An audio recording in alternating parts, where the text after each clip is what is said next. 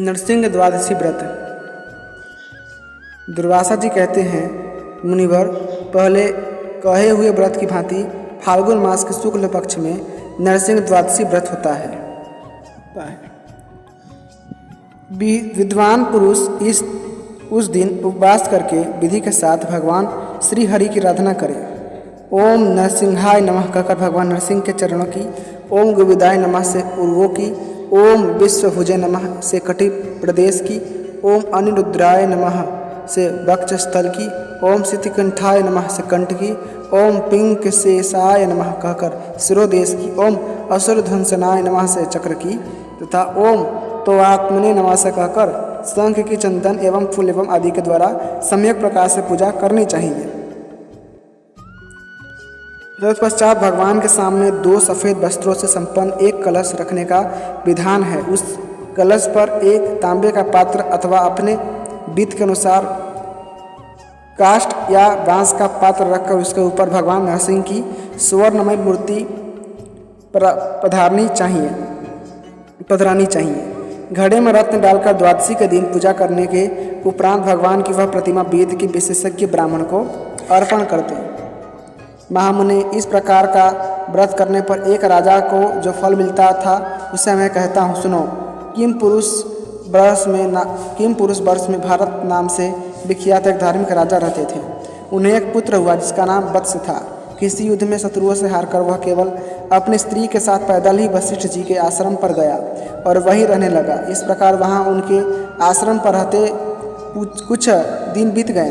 एक दिन मुनि ने उससे पूछा, राजन, तुम किस प्रयोजन से इस महान आश्रम में निवास कर रहे हो?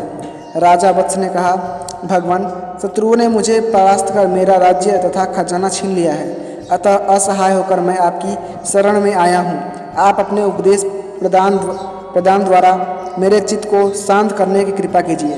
दुर्वासा जी कहते हैं, मुने, राजा वत्स के इस प्रकार कहने पर वशिष्ठ जी ने उसे विधि पूर्वक इस द्वादशी को ही करने का उपदेश दिया तथा उस राजा ने भी सब कुछ वैसा ही किया। व्रत पूर्ण होने पर भगवान नरसिंह उस राजा पर प्रसन्न हुए और उन परम प्रभु ने उस राजा को एक ऐसा चक्र दिया जो सम्रांगण में शत्रुओं का संहार कर सके। उस अस्त्र के प्रभाव से महाराज वत्स ने शत्रुओं को परास्त कर अपना राज्य फिर जीत लिया। राज्य पर आसीन होकर उस नरेश ने 1000 अश्वमेध यज्ञ किए और अंत में वह धर्मात्मा राजा भगवान विष्णु के परम धाम को प्राप्त हुआ।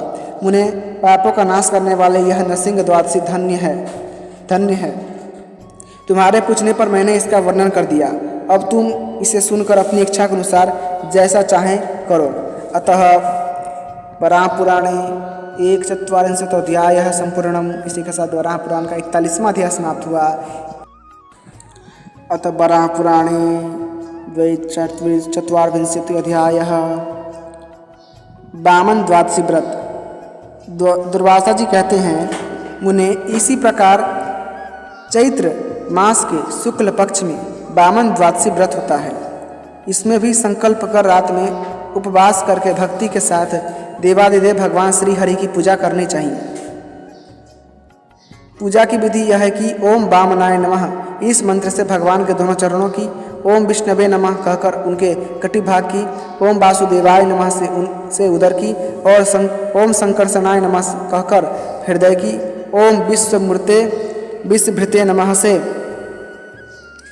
कंठ की और ओम व्योम रूपेणे नमः से शिरोदेश की, ओम विश्वजीते नमः तथा ओम वामनाय नमः कहकर दोनों भुजाओं की और ओम पांचजनाय नमः कहकर शंख की एवं सुदर्शनाय नमः कहकर चक्र की पूजा करनी चाहिए। फिर पूर्वोक्त नरसिंह व्रत के विधान के अनुसार अर्चना कर उन सनातन वामन भगवान की प्रतिमा को रत्न गर्भित कलश पर स्थापित करें।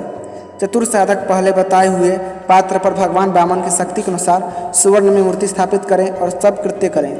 भगवान को यज्ञोपवीत पहनाएं। उन भगवान वामन के पास कमंडलू, छाता, खड़ाऊ, कमल की माला तथा आसन या चटाई भी रखनी चाहिए। द्वादशी के दिन प्रातःकाल उन उपकरणों के साथ वह प्रतिमा ब्राह्मण को दान कर दे। उस समय भगवान वामन की इस प्रकार प्रार्थना करनी चाहिए, लघु रूप धारण करने वाले भगवान विष्णु मुझ पर प्रसन्न हो। फिर यों कहें, भगवान भगवान, आप चैत्र मास के शुक्ल पक्ष की द्वादशी के दिन प्रकट हुए हैं। मैं आपकी प्रसन्नता चाहता हूँ। सब अन्य व्रतों की तरह इसकी भी विधि है। सुनते हैं। पहले हरियर्ष नाम से प्रसिद्ध एक राजा थे, जिन्हें कोई पुत्र न था, अतः वे संतान प्राप्ति के लिए यज्ञ एवं तपस्या कर रहे थे। इसी बीच भगवान श्री हरि ब्राह्मण का वेश धारण कर वहां आए और बोले, राजन, आपका यह सब उपक्रम किस लक्ष्य को लेकर है? राजा बोले, मैं यह सब पुत्र प्राप्ति के लिए ही कर रहा हूँ। तब ब्राह्मण ने राजा से कहा, राजन, तुम ब्राह्मण द्वादशी व्रत का अनुष्ठान करो। फिर वे अंतर्ध्यान हो गए। राजा ने यथाशीघ्र व्रत का अनुष्ठान किया और तेजस्वी बुद्धिमान एवं ब्राह्मण को रत्न गर्भित प्रतिमा दान कर दी और भगवान वामन से प्रार्थना की, भगवान, अब पुत्र अदिति की प्रार्थना पर आप स्वयं पुत्र रूप से उनके यहाँ प्रकट हुए थे। यदि यह बात सत्य है तो मुझे भी संतान प्राप्त हो। उन्हें इस विधान से व्रत एवं प्रार्थना करने पर उस राजा को उग्राश्व नामक पुत्र की प्राप्ति हुई थी, जो आगे चलकर महाबली चक्रवर्ती सम्राट हुआ। इस व्रत में ऐसी शक्ति है कि जिसे पुत्र न हो वह पुत्रवान तथा निर्धन व्यक्ति धनवान बन जाता है। जिसका राज्य छीन गया हो वह पुनः अपना राज्य वापस पा जाता है। व्रत करने वाला मनुष्य मरने पर भगवान विष्णु को लोक में प्राप्त होता है। फिर स्वर्ग में बहुत समय प्रमोद कर वह मृत्यु लोक में बुद्धिमान नहुष कुमार ययाति के समान चक्रवर्ती राजा होता है। अतः वराहपुराणे द्वैचत्वारिंशत् अध्यायः संपूर्णम। इसी के साथ वराहपुराण का 42वां अध्याय समाप्त हुआ। अतः वराहपुराणे त्रैचत्वारिंशत् अध्यायः जामदग्नि द्वादशी व्रत। दुर्वासा जी कहते हैं, इसी प्रकार मनुष्य परशुराम द्वादशी का व्रती साधक वैशाख मास के शुक्ल पक्ष में पूर्वोक्त नियमानुसार संकल्प कर विधि के साथ वृत्तिका लगाकर स्नान करे और फिर देवालय में जाए।